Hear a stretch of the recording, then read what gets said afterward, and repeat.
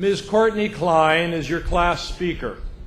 The Provost Selection Committee chose Courtney for this honor from an outstanding group of candidates nominated by our academic programs. To say that Courtney is dedicated to serving the community would be an understatement.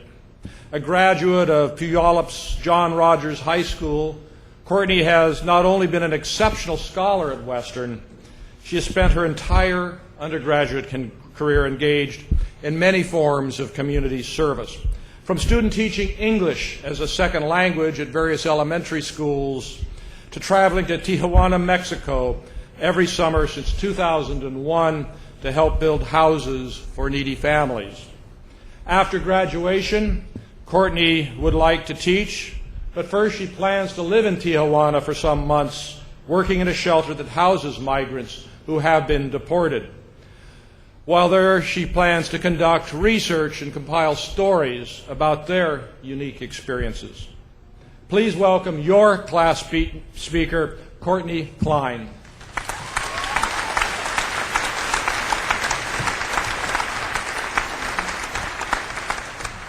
Thank you, President Shepard. It's truly an honor to be here today with everyone.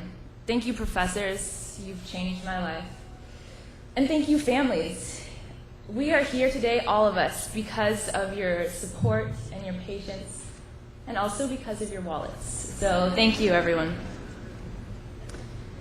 I am from the ghetto, the hood, the streets, the slums.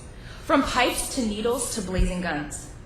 I am from survival of the fittest, to showing no masculinity, with no tears, watching peers fade and moons wane. These are the beginning lines in an I Am From poem written by a homeless teenager, Sam, who I have had the great privilege of knowing. Spending time with him has made me acutely aware of how different our worlds are. He is faced with huge discrimination based on the things that society defines him as: black, male, homeless, criminal. One day, Sam became suicidal. He had no idea that the police had been called, but in they came. They didn't say hello. They didn't say, we're here because someone cares about you. They immediately spread his arms and legs and roughly frisked him. Sam asked, what did I do? What's wrong?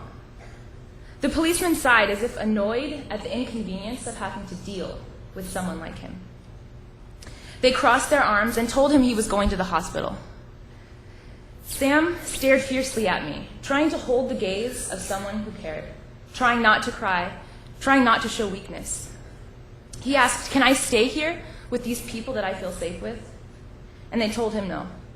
Tears streamed down Sam's face, and he lowered his head and raised his hands to be cuffed. And in those moments before he got into the back of that police car, he was not the drug-addicted, homeless teenager that society was so uncomfortable with. He was just a kid, alone and afraid, needing someone to care. Watching Sam in the back of that car, I was uncomfortable too. I was heartbroken just as he was. And I knew then that his was a struggle I needed to be part of. And throughout my involvement in his life, I continued to feel uncomfortable and heartbroken. I couldn't tell him, I know what you're going through. I couldn't say, yeah, I've been there. This is the discomfort I felt. I am white, educated, middle class. I have never known hunger or poverty or violence. If ever I need help, I have family and friends who rally around me. I am always encouraged and have never been told you can't. I am privileged because of these things. Yes, this is who I am, as defined by these outward identifiers that society sees me as, that makes me an average blip on the radar. But these things on paper, these boxes that are checked in census counts, they do not define me or my right to care. These boxes so often prevent us from building relationships. Someone speaks a different language, is Republican or Democrat, documented, undocumented, gay, straight, Native American, African American. While the ways we are different and unique create our wonderful individuality, in order to work together, in order to build bridges and make connections, we must not get caught up in the ways that we are unalike. This just builds thicker borders between us and prevents us from building relationships. We must not use the ways we are different as excuses to stand at a distance, because this world, is all about relationships. And this world needs us. There is so much happening today: oil spills, war, death, immigration debates. But we cannot fight these battles alone. We must build relationships and work together. Another homeless boy I worked with, in his words of wisdom, said, honestly, if you play dumb to problems, they don't just go away. It becomes a hurtful game of ignorance, and ultimately it's just you coping with life. We must not cope with life by simply ignoring the uncomfortable, by turning our heads when we see a homeless person, or shutting our ears when we hear an opinion we do not agree with. When we render problems invisible, they don't go away, they often get worse. But when we are ignorant to people, when we render them invisible, this is absolutely devastating, because we not only affect their ability to make change in this world, but we've affected our own. Remember back to the days of Psych 101. We were one of maybe 300 students. In that class, we felt invisible. Our contributions hardly seemed to matter. But when we got into our majors, that is where we started building relationships. And that's where we began to matter. Years from now, it won't be the deadlines or broken printers or slick red walkway bricks that we remember here at Western. But we will remember those people that acknowledged us, that pulled us out of the crowd to make sure we didn't slip by invisible.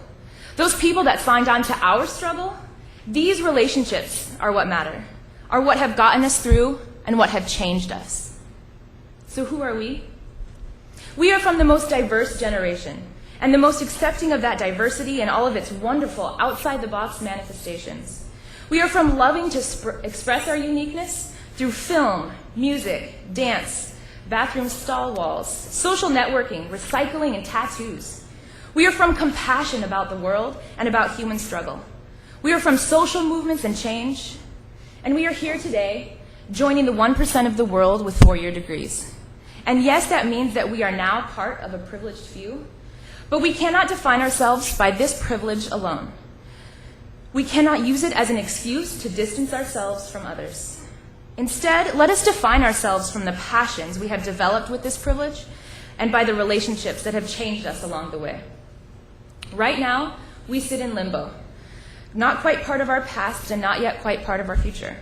We are playing montages from our own I Am From poems, while simultaneously knowing that there's a huge expanse of potential and opportunity awaiting us.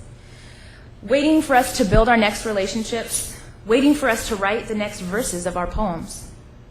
The beginning of Sam's poem was wrought with struggle, but what was his last verse? I am a somebody from my own land. I am a somebody that has a plan. I am from life and death and passing days. I am from amazing people who show me the right ways. We all have Sams in our lives, someone who seems different than us. Who is the Sam in yours? He may not be a homeless teen. Maybe he's an elderly neighbor, a coworker, your sister. There have been times in my life when I would have ignored someone like Sam. But we must stop letting the ways we seem different come between us, come between making real relationships with real people. I challenge you to find the Sam in your life.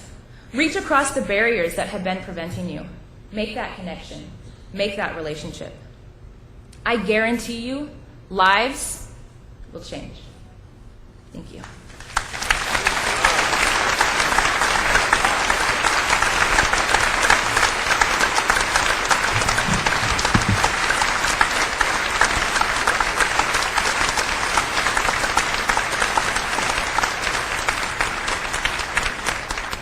Thank you so much, Courtney.